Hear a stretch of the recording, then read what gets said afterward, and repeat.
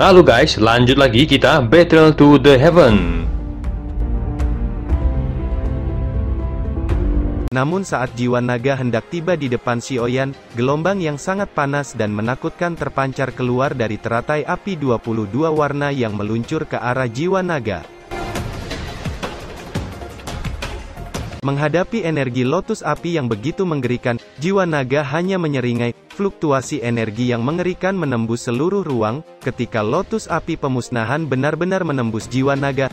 Sialan, bagaimana ini bisa terjadi, pikir Xiaoyan terkejut, saat melihat lotus api hanya menembus jiwa naga, itu belum pernah terjadi sebelumnya. Di sisi lain jiwa naga tenggelam dalam api, dan perlahan menyerap energi api yang kuat dari kawah gunung berapi untuk memulihkan lukanya sambil melihat Xiaoyan yang diselimuti api putih pekat yang terus turun menuju kawah di bawah. Manusia, tidak ada yang bisa bertahan di dalamnya, kamu tidak bisa lepas dari kematian, kata jiwa naga tertawa keras. Pada saat ini, ia kembali ke keadaan semula lagi dan terbang ke langit. Mungkinkah naga itu benar-benar tidak bisa dihancurkan? Jika tidak, bagaimana itu bisa pulih lagi, pikir Xiaoyan yang tersembunyi di dalam nyala api, dan seluruh tubuhnya tiba-tiba menghilang ke dalam api yang mengamuk. Meskipun tubuh Xiaoyan di dalamnya diselimuti api putih, ia masih merasakan panas. Hanya pada saat pikiran menjadi tenang, kekuatan jiwanya muncul seketika dan matanya menyapu pergerakan di sekitar kawah. Pada saat ini, jiwa naga tersenyum puas di langit. Sementara itu 22 api surgawi mulai mengalir keluar dari tubuh Xiaoyan menyebabkan semua api di sekitar kawah dengan cepat berkumpul ke arahnya. Saat ini tubuh Xiaoyan menyerap nyala api di sekitarnya dengan kecepatan yang mengejutkan. Jiwa naga tiba-tiba merasakan napas yang kuat datang dari bawah. Tubuh Xiaoyan perlahan melayang keluar dari api dengan sekelompok api lotus merah di bawah kakinya sementara matanya tertuju pada pedang kuno di dinding batu. Dia mengulurkan tangannya dan kekuatan hisap melonjak menarik pedang abadi ke tangannya. Xiaoyan tersenyum, dia ingat bahwa pedang abadi ini telah dibakar pada suhu tinggi selama ribuan tahun karena itu memiliki suhu yang sangat panas. Aku tidak menyangka mendapatkan pedang ini. Setelah mengatakan itu, pedang abadi di tangannya tiba-tiba memancarkan cahaya menyilaukan. Kamu memiliki kesadaran sendiri, ini benar-benar pedang peri yang bagus, kata Xiaoyan. Api putih di tangannya melonjak dan mengalir ke pedang membuat pedang mengeluarkan suara tajam diikuti oleh ledakan cahaya merah. Ketika jiwa naga mendengar suara pedang, tubuhnya bergetar sedikit dan hatinya menunjukkan rasa gemetar. Bahkan setelah 1000 tahun, dia tidak akan pernah melupakan suara riuh seperti itu. Dia selalu sangat waspada terhadap pedang ini dan tidak berani mendekatinya. Dia tidak dapat membayangkan bahwa Xiaoyan masih hidup, dan bahkan mendapatkan pedang abadi kuno. Tubuh Xiaoyan langsung meninggalkan api di bawah dan kemudian muncul di depan jiwa naga. Aku belum mati, mengapa kamu begitu senang? Masalah kita belum selesai, kali ini aku tidak akan membiarkanmu pergi dengan mudah, kata Xiaoyan sambil mengayunkan pedang abadi di tangannya dan cahaya putih segera melesat keluar dari pedang dan membungkus jiwa naga. Tubuh jiwa naga itu menyala merah langsung berubah menjadi bola cahaya merah yang berputar dan cahaya merah terpancar dari permukaan yang segera memantulkan banyak kekuatan jiwa. Kilatan dingin melintas di mata Xiaoyan dan dia langsung muncul di samping jiwa naga, pedang abadi di tangannya langsung melesat ke langit, dan kemudian cahaya putih melintas dari tangan kanannya yang dengan kuat menyelimuti bola cahaya dari jiwa naga. Segera dua warna berbeda, satu merah dan satu putih saling mengikis dengan seluruh kekuatan mereka. Jiwa naga yang bersembunyi di bola cahaya, berkata dengan keras, manusia, kamu tidak bisa membunuhku, aku tidak bisa dihancurkan, kamu tidak perlu bermimpi, ketika douci pertempuranmu habis, itu akan menjadi kematianmu, kata jiwa naga. Kalau begitu lihat saja, apakah douciku yang habis atau jiwamu yang akan dimurnikan, kata Xiaoyan menyeringai. Setelah Xiaoyan selesai berbicara, douci hijau di tubuhnya segera melonjak dan langsung menyerang jiwa naga. Segera bola cahaya merah itu benar-benar tertelan. Pada saat ini, Xiaoyan berdiri di udara dan menatap bola cahaya yang disegel. Di saat yang sama terdengar suara jiwa naga berteriak dan memohon belas kasihan. Xiaoyan mengabaikan suara jiwa naga yang memelas. Dia dengan acuh tak acuh mengepalkan tangannya dan bola cahaya akhirnya berubah menjadi bola cahaya merah kecil. Awalnya saya ingin menelan jiwa nagamu, tetapi berpikir bahwa kamu telah terperangkap di sini selama 1000 tahun, sangat disayangkan untuk dibunuh, jadi aku akan memberimu kesempatan, kata Xiaoyan menatap bola cahaya kecil di depannya. Orang itu ingin menyegelmu dalam pedang ini sebagai roh pedang. Sekarang aku akan menyelesaikan apa yang belum mereka lakukan, dan menyegelmu dalam pedang abadi ini. Apakah kamu bersedia mengikuti pilihanku, atau menerima hasil penyempurnaan olehku, kata Xiaoyan. Suara jiwa naga tampak sangat lemah saat dia berkata tanpa daya, aku tidak berharap bertemu denganmu, seorang pemuda dengan kekuatan misterius, saya akan mengikuti pengaturanmu. Xiaoyan tersenyum puas saat mendengar itu, dia melambaikan tangannya, dan api putih yang mengalir pada pedang langsung membentuk celah, dan bola cahaya merah meleleh dan masuk ke dalamnya. Setelah itu tangan kanan Xiaoyan menyapu bagian permukaan pedang dan cahaya merah seketika meletus dari pedang abadi yang melayang ke udara, dan sosok jiwa naga merah tiba-tiba melesat keluar dari pedang abadi dan berputar di udara. Setelah terbang beberapa saat, jiwa naga sekejap kembali ke pedang. Xiaoyan tersenyum puas saat melihat itu dan menatap pedang di tangannya. Jiwa naga, kamu bisa tinggal di dalam dengan tenang, aku telah menyegel pedang ini, kamu tidak akan bisa mematahkannya, jadi jangan melakukan hal ceroboh yang sia-sia, kata Xiaoyan. Sekarang aku ingin bertanya padamu, bagaimana aku bisa keluar dari sini, tanya Xiaoyan. Tempat ini sangat aneh, sulit untuk mengatakan tepatnya di mana jalan keluar itu, tapi baiklah aku akan membawamu keluar, kata jiwa naga di dalam pedang abadi segera melesat ke depan membawa Xiaoyan pergi.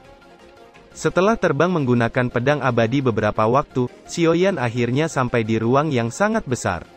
Xiaoyan, jiwa naga ini terlalu sulit diatur, namun ketika dia menyerah padamu di masa depan, itu akan sangat membantu, kata Jinlong.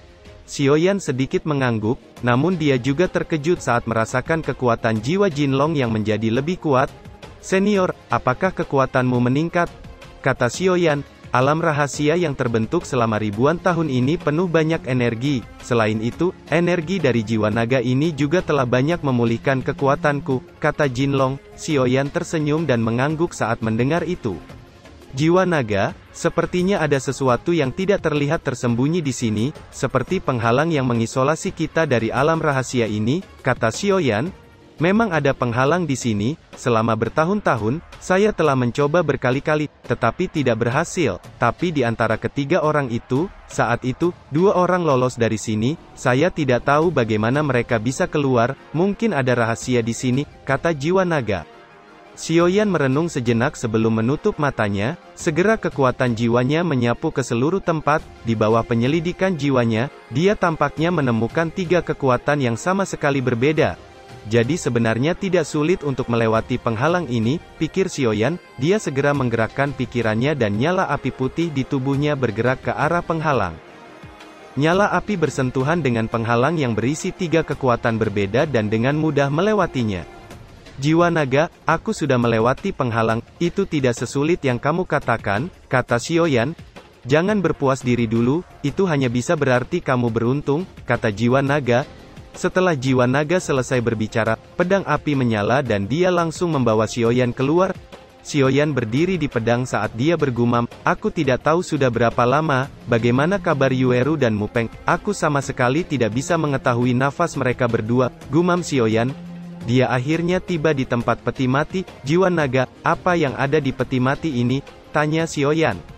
Bagaimana saya tahu apa yang ada di dalamnya? Alam rahasia tempat saya berada hanya memiliki 2 pintu keluar, satu adalah lantai 3 hutan mayat, dan lainnya ada di sini, kata jiwa naga dengan getir. Sementara itu di lantai 3 hutan mayat, di sebuah gua yang redup, nampak seorang pria sedang duduk di kursi batu dan menatap langit malam. Pria itu mengenakan mantel putih dengan wajahnya yang menunjukkan kelangkaan seorang wanita cantik. Satu suara yang datang tiba-tiba menarik perhatiannya. Dia melambai pada kekosongan, dan cermin putih muncul di depannya. Melalui cermin itu dia melihat sosok dengan pedang berat di punggungnya. Bagaimana bisa seorang manusia benar-benar memasuki alam rahasia? Seru pria itu terkejut, dia sedikit tersenyum sebelum menghilang dari tempat itu. Di dalam ruang rahasia, nampak Xiaoyan menatap peti mati di depannya sebelum mengulurkan tangannya ke peti mati. Saat menyentuh peti mati itu, perasaan dingin yang sangat langka mengalir di tangannya. saat peti mati batu dibuka oleh kekuatan menakutkan misterius segera muncul dari peti mati dan langsung bergerak ke arah kepala Xiaoyan menyebabkan rasa sakit yang tiba-tiba di kepalanya. Sialan, seru Jinlong yang keluar dan menatap Xiaoyan yang kesakitan memegangi kepalanya, sepertinya dirasuki oleh kekuatan misterius. Jinlong kemudian meletakkan tangannya di atas kepala Xiaoyan, setelah itu raungan naga yang tajam langsung memenuhi ruang rahasia. Begitu auman naga terdengar, kekuatan misterius yang menutupi tubuh Xiaoyan segera terguncang. Sial, hampir saja aku dikendalikan, gumam Xiaoyan saat sadar. Jiwa naga juga muncul pada saat raungan naga Jinlong terdengar. Ini, bagaimana bisa? Seru jiwa naga tertegun, dia mengangkat kepalanya dan melihat sosok ilusi Jinlong di udara. Orang lain mungkin tidak tahu raungan naga yang menakutkan ini, tetapi sebagai anggota klan naga, bagaimana mungkin jiwa naga tidak mengetahuinya? Ini jelas merupakan tekanan langsung dari kedalaman garis keturunan, dan itu adalah raungan naga khusus klan naga mereka, pemimpin klan. Melihat seluruh klan naga, hanya 9 orang yang dapat memiliki tingkat raungan naga semacam itu. Dan hanya ada satu orang yang dapat memancarkan kekuatan mengerikan seperti itu, Raja Naga Emas, Jinlong. Dikabarkan bahwa Dewa Naga melahirkan 9 putra, di antara mereka, hanya Raja Naga Emas dan Raja Naga Perak yang paling kuat. Long Yi telah melihat Raja Naga Emas, kata jiwa naga, yang ternyata bernama Long Yi. Dia kemudian terbang dan berlutut di depan Raja Naga Emas Jinlong. Apakah saya sudah ditemukan? Bangunlah, kata Jinlong tersenyum saat melihat jiwa naga Long Yi di sebelah pedang abadi. Raja Naga, kamu adalah, tanya Long Yi dengan tidak percaya. Aku terlibat dalam pertempuran 10.000 tahun yang lalu sebelum mengasingkan diri, kata Jinlong tersenyum. Raja Naga, tidak peduli apa yang kamu lakukan, seluruh keluarga naga bangga padamu, kata Long Yi memiliki ekspresi memohon di matanya. Aku tidak bisa kembali untuk saat ini, pemuda di depanmu adalah orang yang aku lindungi, kata Jinlong. Ketika Long Yi mendengar itu, pemberontakan dan ketidakpuasan di hatinya semuanya menghilang saat dia melihat Xiaoyan. Long Yi tampaknya telah membuat keputusan, saat berkata, aku akan bertaruh nyawa untuknya, kata Long Yi. Setelah berbicara sebentar dengan Jinlong, Long Yi masuk kembali ke pedang abadi. Di saat yang sama, Xiaoyan menemukan bahwa kekuatan api di pedang abadi tumbuh semakin kuat. Dia bisa merasakan bahwa jiwa naga ini mulai sekarang akan benar-benar tunduk padanya.